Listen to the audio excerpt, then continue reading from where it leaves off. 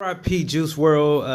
I was just listening to that young brother freestyle on Flex not too long ago here, and yeah, he did have talent, and hopefully that his death wasn't in vain. That a lot of people will learn from it. So the link for this article will be in the description. Now I had to think about it and do a little research before I made this video, but according to TMZ, ex-NBAer Larry Sanders on Juice WRLD death, I agree with him when he says rap has serious drug problem. Now check this out, people. Juice WRLD death is another heartbreaking example of the drug epidemic in rap. So says ex-NBA player Larry Sanders, who tells TMZ he hopes people can learn from the tragedy.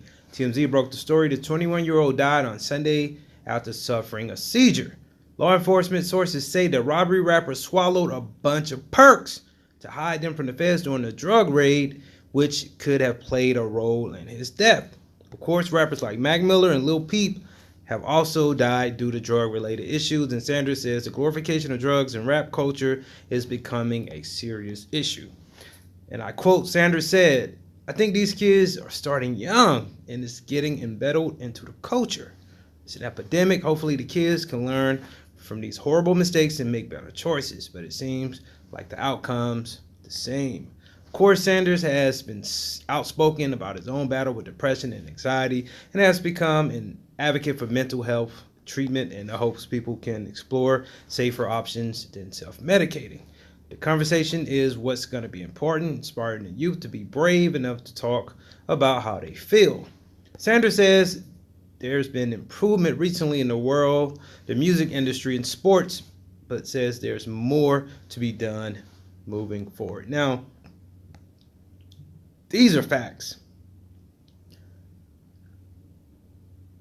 You look at artists like Future, who has made a career out of promoting Molly, Percocets. I heard Future actually say in an interview that he was so gone off of perks when he made the song Tony Montana that he actually was fucked up when he was just Tony Montana, he was just gone.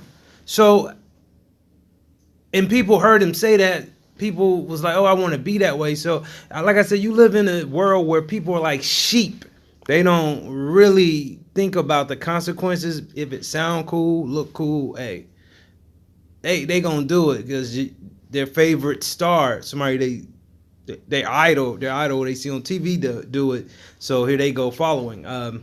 Yeah, man, Mac Miller, like, stayed fucked up. And, I'm kind of scared for French Montana because French Montana was doing a lot of shit, man. I saw him on a video with Mac Miller doing a lot of different drugs. So Juice WRLD just happened to be in that Percocet world, popping pills. And I heard one brother say that Juice WRLD even claimed in one of his songs that these pills will be the death to him.